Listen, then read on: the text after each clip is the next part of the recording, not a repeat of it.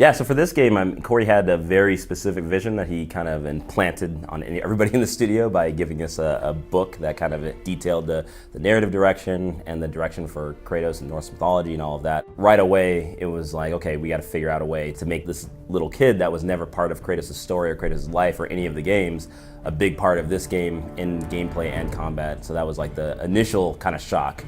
And the second thing was just, of course, we're changing Kratos' weapon. He had probably one of the more iconic weapons out there, but he knows what his weapons used to be. And then now, there was all this concept art with him with his axe. At first, I'm not gonna lie, like the running joke in the studio was he had this like Home Depot axe that he was just hacking everybody with, because its first conception, like the axe didn't have anything very special about it. So it took a while for us to do the first prototype where we actually had him throwing it. As we were concepting the game, we had a lot of animation previs, we call it, where people, animators would go in there and give examples of what Kratos could be doing, and so they would show him like swinging the axe in different ways. Sometimes they would throw it, but every time they would throw it, it'd be like, well, how would he get it back? He's not just gonna throw his axe away, So eventually one of our designers came up with like the idea of like, well, what if we just let him recall the axe similar to how Thor recalls his hammer? It's a very Norse thing. So we put that in the game, and when we did, it immediately resonated, I think, with everybody that saw it. The core direction of this game was a very grounded approach, so that's why the axe was very basic, and almost everything Kratos was doing was very basic. So right when we started introducing that mythology of like the axe having this magical element of recalling and throwing it out and stuff like that, it started to cascade into other decisions of like, oh, what if the enemy started doing this thing, and what if we did this and did that, and then basically the game started to get some of its mythical elements back into the core gameplay design, which was great. It is one of those things that like every playtest and every time we put this into somebody's hands, like the first thing we see everybody doing is just throwing the axe constantly, and after hours and hours of doing that, no one seems to be tired of it. So I definitely feel like it's reached that polished level where it's like, okay, it definitely feels like this is Kratos' new axe, this is his new weapon, and it has a different feel than the blades used to have, but it has a feel of its own.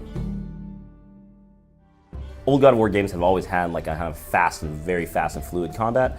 So for this game, it's like when you jump in there, it's a little bit slower than previous God of War games, but it's just as fluid and just as brutal as it's ever been. Basically now, the player, we expect them to kind of think about his surroundings a little bit more, think about how Atreus can help him with combat and help him with enemies. We expect you to have a little bit more moment-to-moment decision-making than maybe in the past, just because now you do have to watch your backside a little bit, can't see what's back there, got to depend on the indicators for that, depending on Atreus helping you out with what might be going on back there, and just paying more attention to your surroundings. Games that are like this, that have the close camera, tend to focus on one enemy, and if you have multiple enemies, you tend to have to kind of move around and kind of like gather them up and find some way to handle this. Whereas in this game, we still wanted you to feel like if there's a group crowd in front of you, you can just kind of mash on and through there and tear them up and not have too much fear. And it took a lot of of iterations on the tech of the enemies and just the control of the character to really get this into a place where we're like, okay, even though the camera is close and you can't see everything around you, the game somehow still works because you have your son out there that's also distracting enemies and pulling aggro off of you. You have this weapon that you can use to pin down enemy, and you could turn around and not even look at him anymore because he's pinned down in the distance. As well as like just reactions like people are used to when Kratos just not launches the enemy in the air and knocks him down or slams him into the wall. We have all these various ways to kind of pin enemies down. So when you do that, even though the threats are behind you, they're not really threats anymore because you kind of incapacitated them.